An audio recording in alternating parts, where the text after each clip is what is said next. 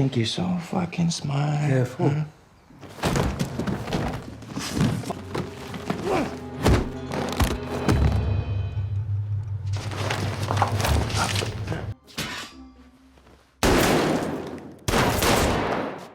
The movie opens during the winter of 1956. Snow dusts the streets of Chicago, a city thick with secrets and sharpened by the shadows of organized crime.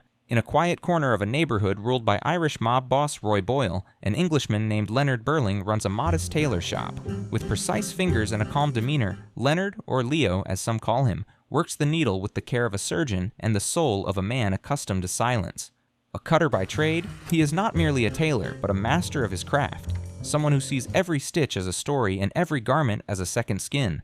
Leonard's shop stands like a haven of quiet respectability amid a neighborhood simmering with violence and power plays. The facade is unassuming, the signage modest, but those who know its value understand it serves a greater purpose than fashion. For years now, Leonard has tolerated the presence of the Boyle crew, mobsters in finely tailored wool, because they are his best clients. The Boyles not only bring him business, but use his shop as a safe drop, a quiet place to pass messages, stash money, and discuss dangerous things far away from watchful eyes. Leonard does not interfere, at least not openly. He keeps his head down and his scissors sharp.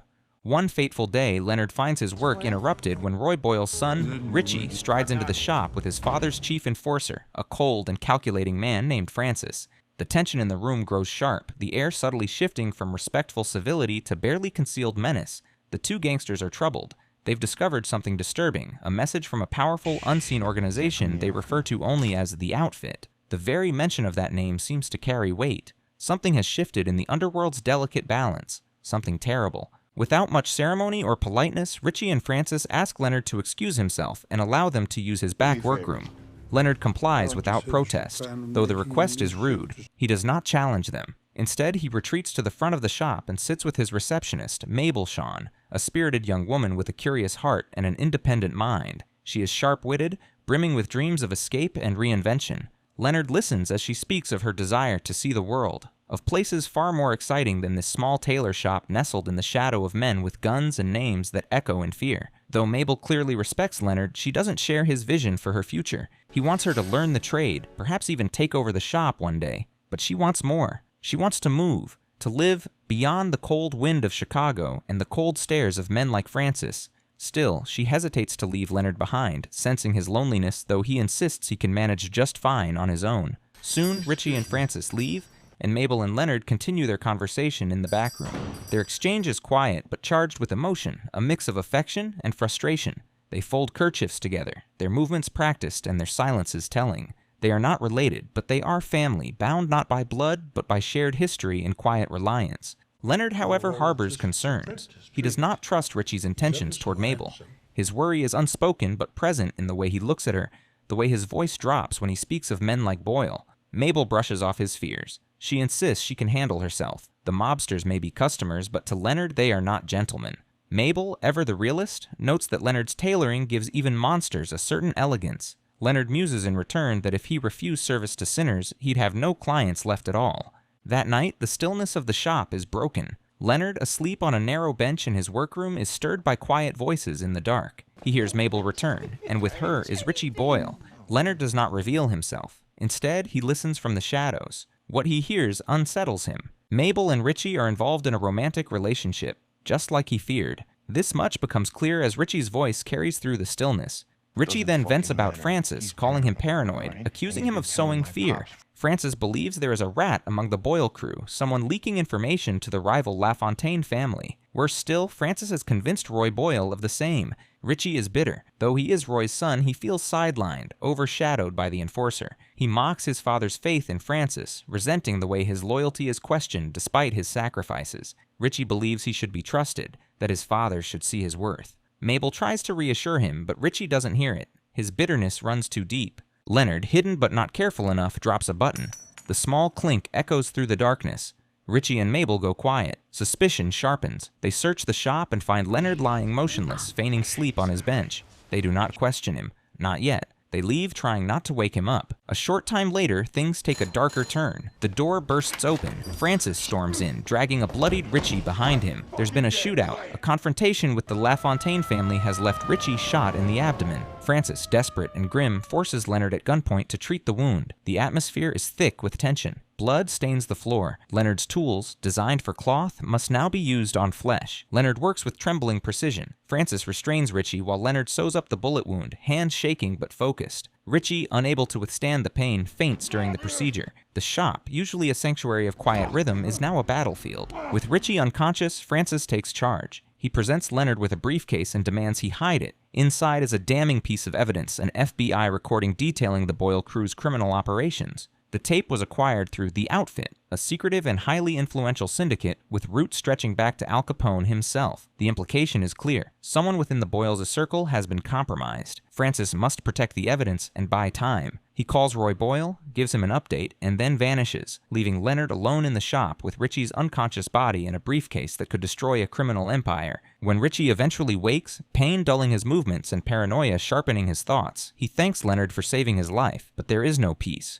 Richie believes more than ever that someone is betraying them. The LaFontaines are always one step ahead. Someone is feeding them information, and Richie is convinced the tape will expose the traitor. Leonard listens. Then, quietly, he plants a seed. He suggests that the rat might be Francis. The idea takes root. Richie, already distrustful, begins to reconsider what he knows. The power struggle between him and Francis is no secret. Francis is not blood, yet Roy Boyle treats him like a son. Richie has always resented that. Now, Leonard's suggestion adds fuel to that fire. For Leonard, this is not just a tactic, it's part of a larger calculation. He is not simply a tailor. He is a man with a past. And beneath the quiet exterior lies a mind shaped by loss, patience, and long, slow revenge. The world sees him as harmless, but Leonard knows that the needle can be just as deadly as the knife when used correctly. As the hours pass, the shop becomes a crucible of tension. Leonard knows more than he lets on. He has survived in a world where silence is currency and observation is a weapon. Every word he speaks to Richie is deliberate. Every move he makes is measured. The Boyles may believe they control the shop, but Leonard understands the fabric of power, how it folds, how it frays. Francis returns to the tailor shop under cover of night. The wind outside bites against the window panes. Inside, the air is heavy with tension and the faint scent of blood. Leonard meets Francis at the door, calm but alert, already building the next layer of his lie. He tells Francis that Richie is awake, but not thinking clearly. Blood loss, he says, has made the young man lightheaded and delusional. The statement is delivered with precision, wrapped in the kind of concern only an experienced cutter can convincingly wear. In truth, Leonard is covering his tracks, redirecting suspicion before Francis has a chance to notice what's missing. While Leonard plays his part, Richie, still weakened from the gunshot wound but fueled by suspicion, has fanned the flames Leonard lit earlier. Jealousy mixes with old resentment as Richie begins to unravel. He keeps returning to the same thought. Francis, the outsider, the son of a tomato seller, has wormed his way into the Boyle family's inner circle.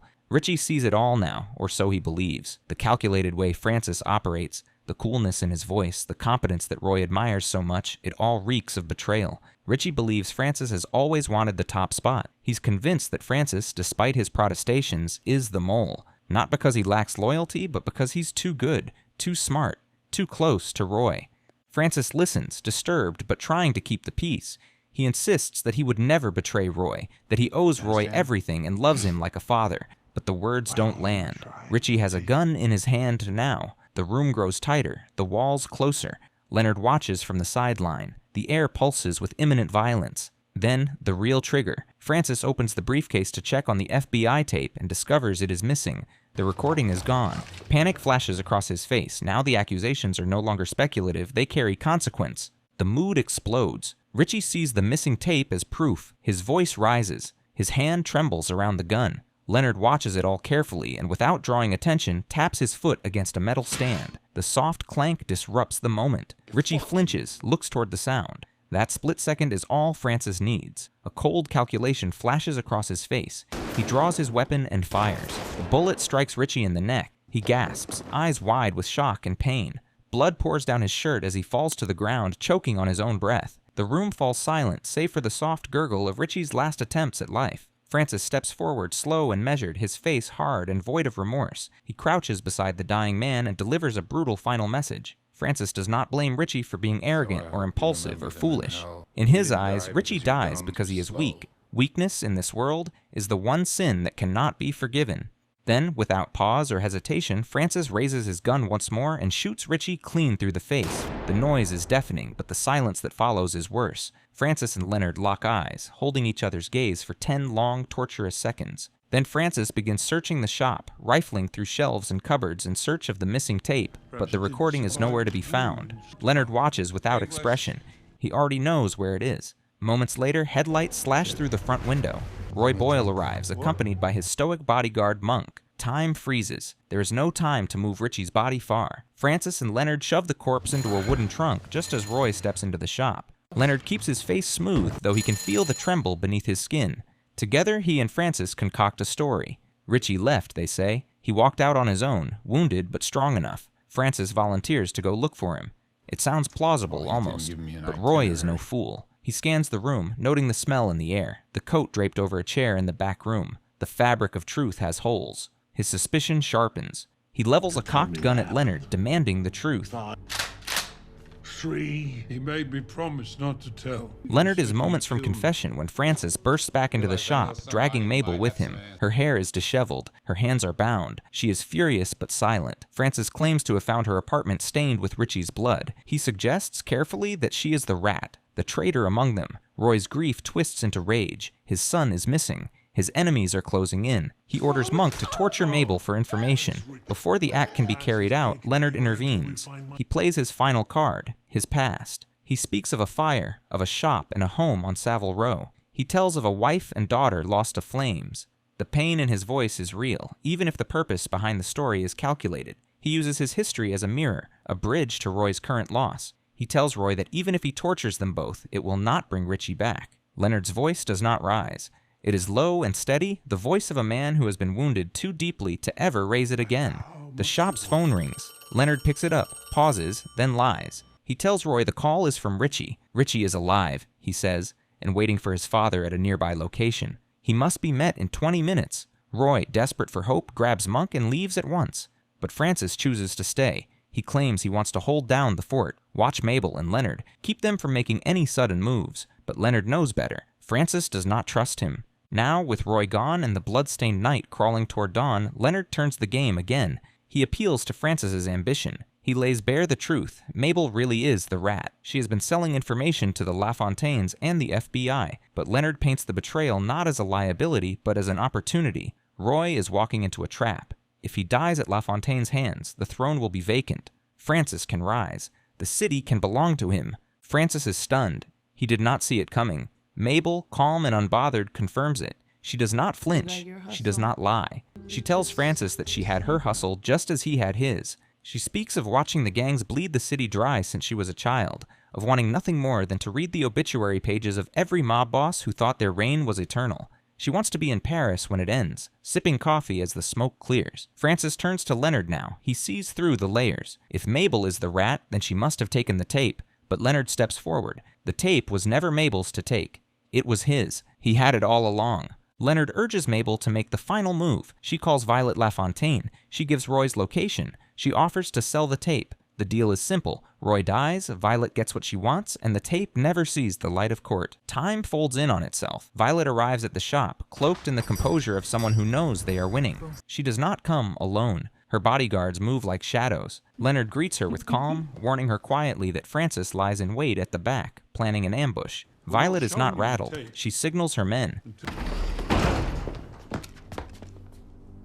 2 shots ring out before Francis can even raise his gun. He falls, bleeding and surprised. Violet turns to Leonard and Mabel. The trade is completed. Mabel takes the payment. Violet takes the tape. Before she leaves, she glances back at Leonard. She sees what others never do. The quiet, the eyes that never stop watching, the hands that never tremble. She notes that tailors are always thinking, always calculating, but no one ever stops to ask what's going on inside their heads. With Violet gone and Francis dead, Leonard stands in the wreckage of a night that reshaped the city's underworld. Mabel, still breathing, still free, walks out with her dream intact. Paris awaits.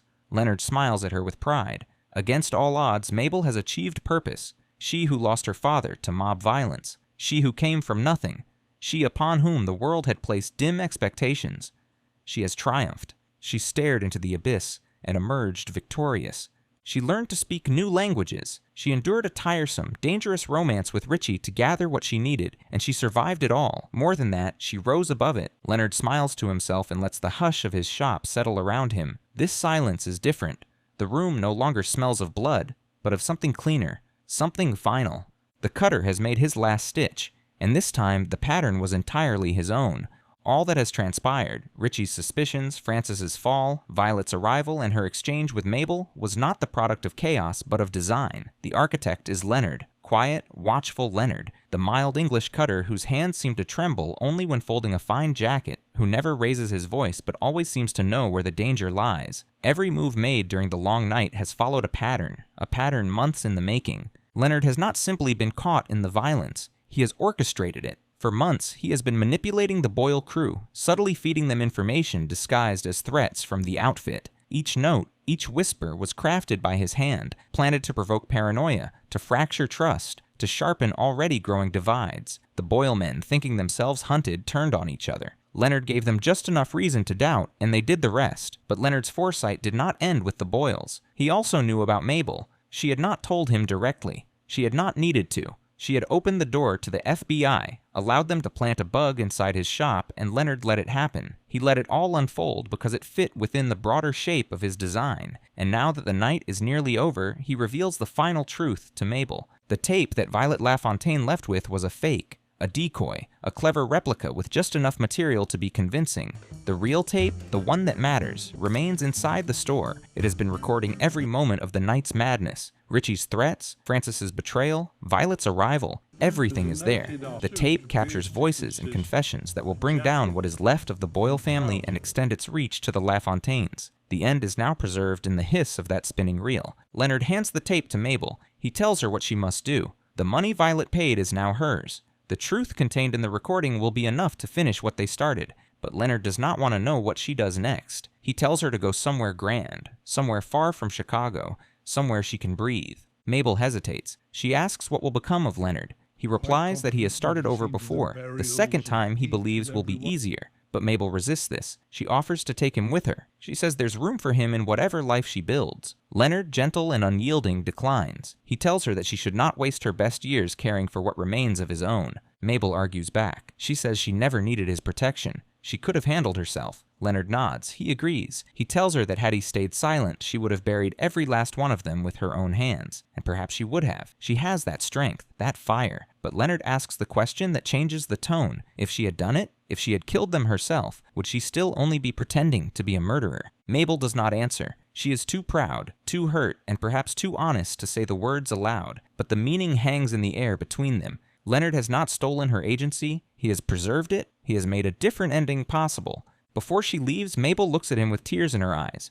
She says she wishes she had met his real daughter. Leonard's laugh is quiet, but full of sorrow. He says his daughter would have liked her. Maybe she would have. Maybe she would have seen in Mabel the same spark Leonard saw, the same curiosity, the same restless ambition. Mabel presses a kiss to his cheek, a gesture heavy with gratitude, affection, and goodbye. Then she walks out into the cold, into the morning, carrying the money, the tape, and the chance at a life Leonard can no longer reach for. Now alone, Leonard moves slowly through his shop. He is tired, not just in his bones, but in his soul. The place is no longer a sanctuary. It is a graveyard of ghosts he has created, and ones he still carries. He begins to prepare. He gathers flammable liquid and soaks the floorboards, the walls, the furniture he crafted with his own hands. The fire is not just meant to erase evidence, it is a ritual, a final act of cleansing, a farewell to the man he pretended to be. He strikes a match. The flame dances in his fingers, but just as he moves to drop it, he is interrupted. Francis, thought to be dead, is not. He rises from the floor, weak but determined, one last bullet still chambered in his fury. He fires. The shot tears into Leonard's arm, the pain sharp and immediate, but Francis has no more ammunition. He tosses the gun aside and draws a knife, his last resort. The fire catches. Flames begin to creep along the walls. Smoke curls into the air. The orange glow paints their faces with flickers of menace and memory. Francis lunges. Leonard stumbles back. The knife flashes in the firelight. The two men move in a brutal dance. Francis fueled by rage and desperation, Leonard by resolve and experience. He does not fight like a tailor. He fights like someone who used to be something else. Leonard tells Francis who he really is. He was once a man like Francis, a gang enforcer, a killer, a tool for violent men with too much power. He was fast, He was feared, and those around him said he had a gift, but Leonard knew the truth. It was not magic. It was discipline, ruthlessness, practice. He was good because he had to be. Then came the job he could not do, a crime so monstrous that even he could not stomach it. So he ran. He disappeared. He fled across the ocean and took on a new name. He learned the cutter's trade. He became a different man, but his past followed him. One day, his former gang found him. They torched his shop. They killed his wife, Vera. They killed his daughter, Lily. He has lived in the ruins ever since. Francis listens at first, but he does not care for redemption stories. He does not care about ghosts. He slashes at Leonard again. But Leonard's conditioning has not left him. The rage that made him dangerous once now fuels him again. He dodges, pivots, grabs his prized shears, his true weapon, and with one swift final motion, he drives the blade into Francis's neck. Francis chokes on blood. The fire roars around them. His body collapses beside the others. The cycle is complete. Leonard does not look back. He wraps his bleeding arm in cloth, dons a dark coat, and steps into the cold as the fire begins to consume the only home he has known for years. He walks into the morning light, disappearing once more. He will start over. Again. Because Leonard Burling is not just a cutter. He is a man who survived the blade, and now he will shape something new from the ashes. And that is how it ended.